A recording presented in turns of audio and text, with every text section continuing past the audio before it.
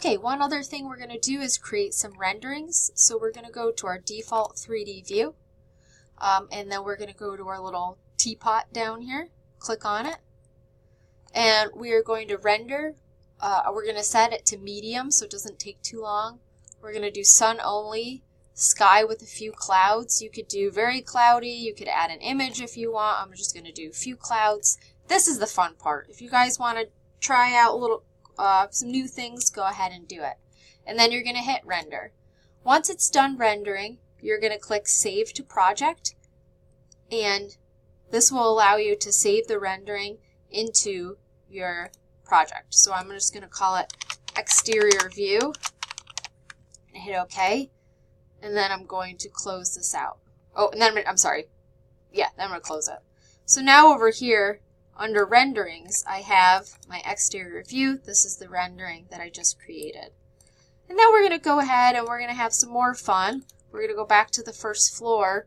And I think what I'm going to do is I'm going to add in, I'm going to go to insert, and I'm going to load family, and I'm going to add something called entourage.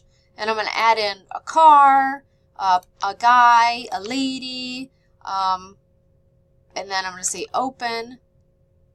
And then I'm going to load family, and I'm going to add in some site elements. So I'm going to come down and I'm going to see if there's any trees or anything like that.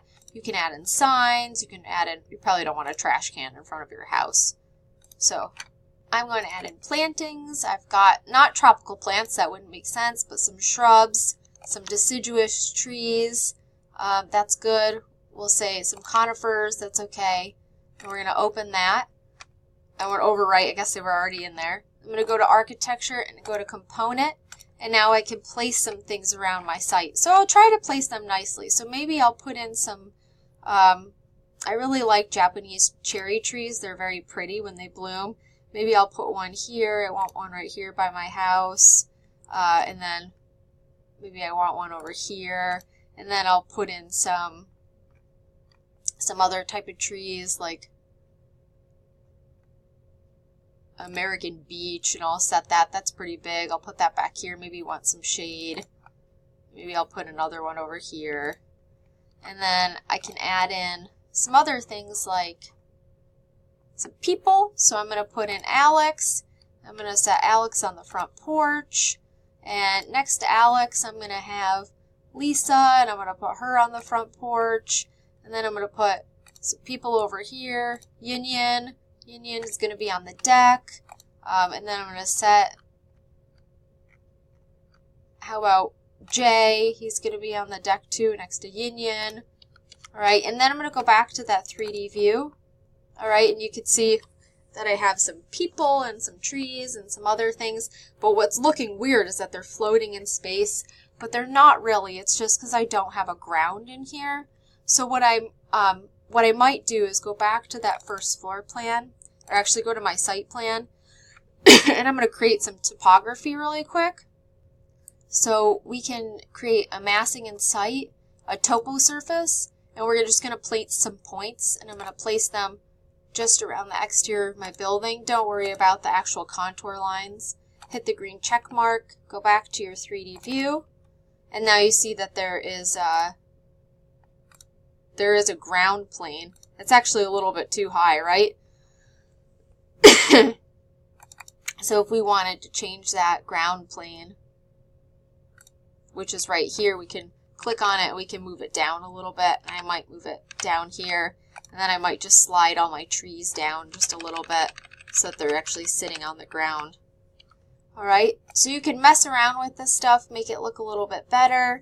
And then if you want to create another rendering with all of this jazz in there, go ahead and click on the teapot again and then render, and it will just take it a couple minutes. It'll probably take it a little bit longer because we have more items in there, but it comes out very nice. It adds a little bit more detail and depth to your drawing.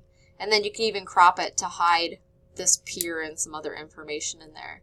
The other thing that you can do, I'll save this to project, exterior 2,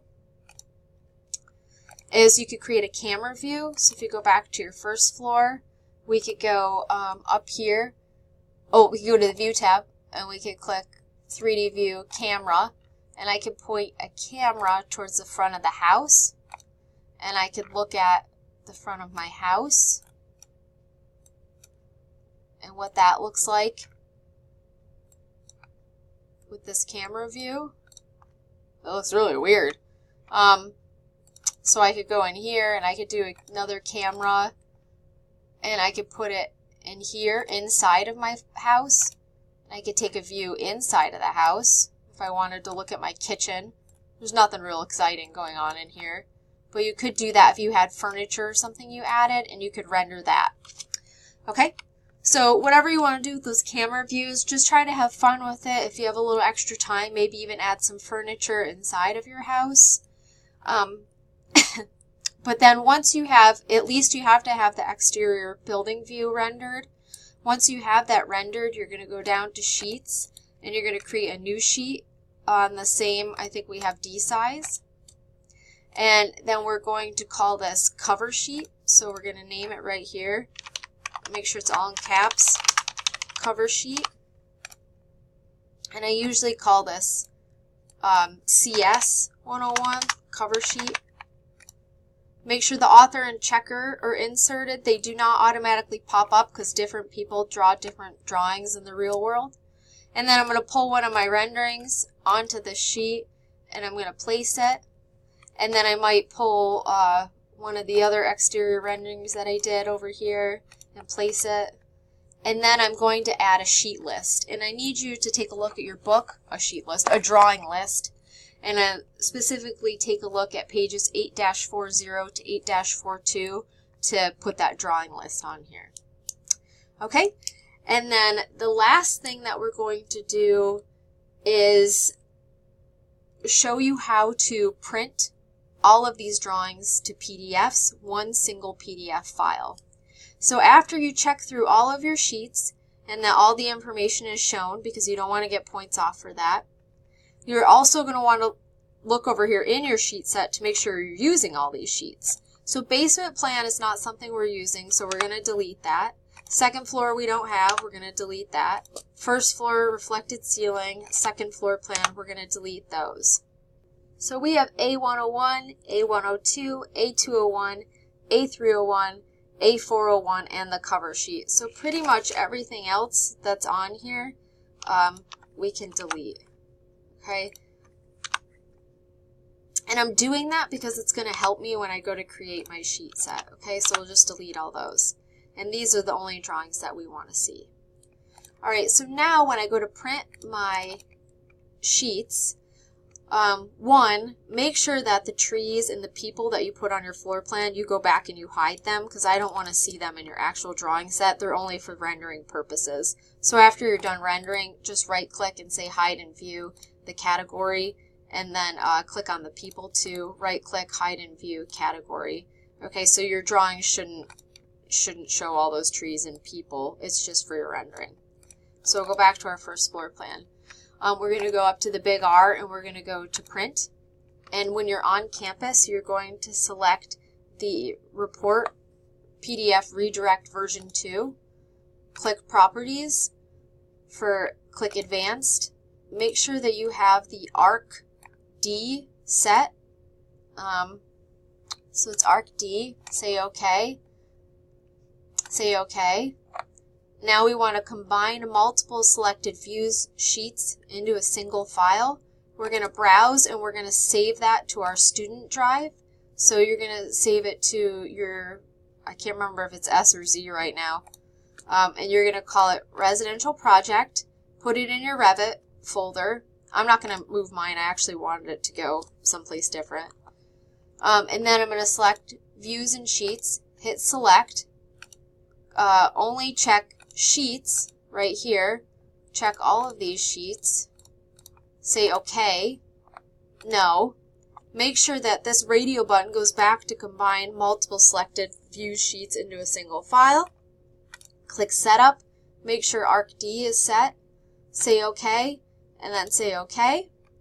It's going to open the redirect writer right here. And it's going to ask you to resave it. So again, go back to your computer, save it to your student drive, save it to your Revit folder if you have one. I hope you have one. and then hit save, and then it will open up all of the PDFs of your project, and they'll all be on one PDF. So it says 1 of 6. Just make sure that all the information that you want shown is shown. So zoom out. I don't have anything on some of these, but say my floor plan. Make sure they look okay. Right now it looks like my floor pattern is a little too dark, and I might need to go back and lighten that up. Make sure that they're reading properly and that everything looks good before you submit this as your final project. Okay, so that's it. Have fun with the renderings. Do good stuff, and I'm excited to see your work.